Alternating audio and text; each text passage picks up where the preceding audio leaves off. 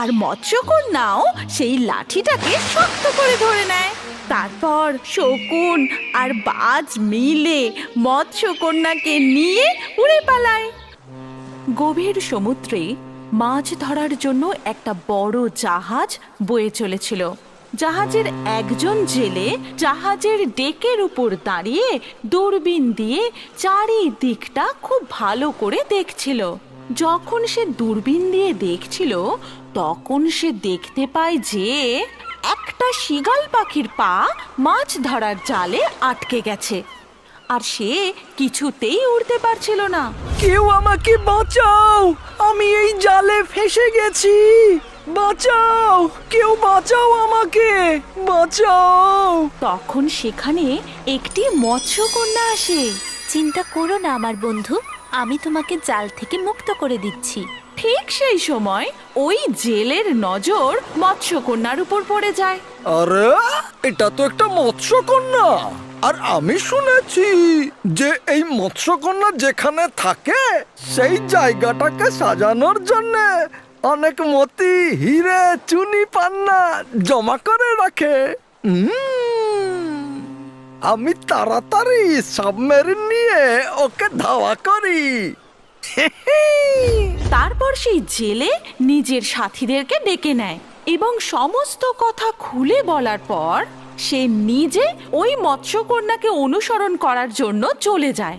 আর সেই মৎস্যকন্যাকে অনুসরণ করতে করতে সে সমুদ্রের তলায় গিয়ে দেখে যে মৎস্যকন্যাটি একটি সুন্দর বিছানায় বসে আছে।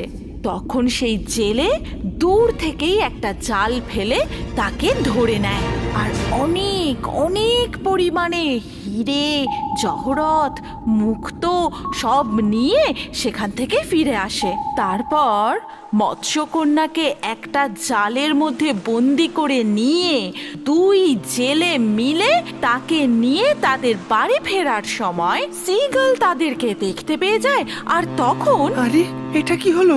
আমার বন্ধু মৎস্যকন্যাকে ওই জেলে দুটো ধরে নিয়েছে। মৎস্যকন্যা আজকে সকালেই ওই মাছ ধরার জাল কেটে আমাকে বাঁচিয়েছিল, আর এখনো নিজেই জেলেদের জালে ফেসে গেছে। হ্যাঁ, আমাকে ওকে বাঁচাতেই হবে, আর সেই জন্য আমাকে বাকি পাখিদের কাছ থেকে সাহায্য নিতে হবে। এরপর সিগাল জঙ্গলের দিকে চলে যায় এবং পাখিদের ঝাঁকের কাছে গিয়ে পুরো ঘটনাটা খুলে বলে। তখন টিয়া বলে যে, তুমি চিন্তা করো না সিগাল, মৎস্যকন্যা তোমায় বাঁচিয়েছে, মানে আমাদের বন্ধুকে বাঁচিয়েছে, তাই ওনাকে বাঁচানোই আমাদের কর্তব্য। তখন ম্যাকাও বলে, তুমি একদম ঠিক বলেছো তোতা, আমরা সবাই সিগালের সাথে আছি, কিন্তু মৎস্যকন্যা কোথায়? প্রথমে আমাদেরকে ওকে খুঁজতে হবে। তখন ময়ূর বলে যে, তাহলে বন্ধুরা দেরি করো না, চলো সকলে। হ্যাঁ হ্যাঁ, চলো চলো, আমরা সবাই চারদিকে ভালোভাবে খুঁজি। তারপর কাক, ময়ূর, টিয়া, ম্যাকাও, মোরগ, বাজ, শকুন সবাই মিলে মৎস্যকন্যাকে খোঁজার জন্য চতুর্দিকে ছড়িয়ে পড়ে, কিন্তু মৎস্যকন্যাকে কেউই খুঁজে পায় না। তখন সবাই আবার ফিরে আসে। তারপর শীগালকে বাজ বলে, না ভাই সিগাল, আমি তো মারমেডকে কোথাও দেখতে পেলাম না। হ্যাঁ হ্যাঁ, আমিও দেখতে পেলাম না। তখন ময়ূর বলে যে, কিন্তু আমরা চুপচাপ বসে থাকতে পারি না, কিছু আমাদের করতেই হবে। শকুন, কিছু করো তুমি।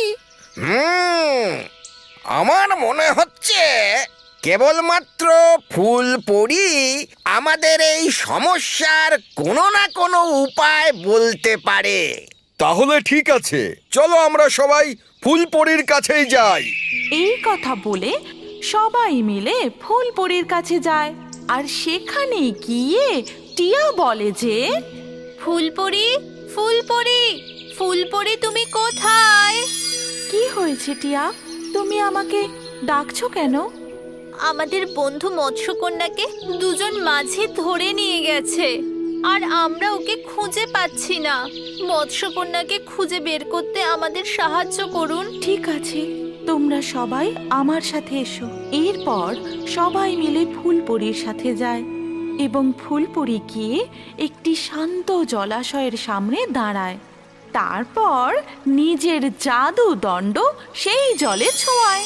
তারপর সে সেই জলের দিকে তাকিয়ে বলে যে মৎস্যকন্যাকে ওই দুই জেলে মিলে একটি বড় কাঁচের জারে বন্দি করে রেখেছে। আর তারা যখন মৎস্যকন্যাকে ধরতে গেছিল তখন সেখান থেকে তারা অনেক হিরে, মুক্ত আরো অনেক দামি দামি রত্ন তারা নিয়ে এসেছিল। আর এখন তারা দুজন মৎস্যকন্যাকে বলছে যে শোনো জলপরি, আমি জানি যে তোমার কাছে অনেক হিরে মতির খবর আছে। আমাদের শুধু সেই জায়গাটার ব্যাপারে বলে দাও। তোমরা ভুল ভাবছো, এরকম কোনো জায়গা হয় না। শুধু আমার কাছে যেটুকুন ছিল সেটুকুন তোমরা নিয়ে এসেছো।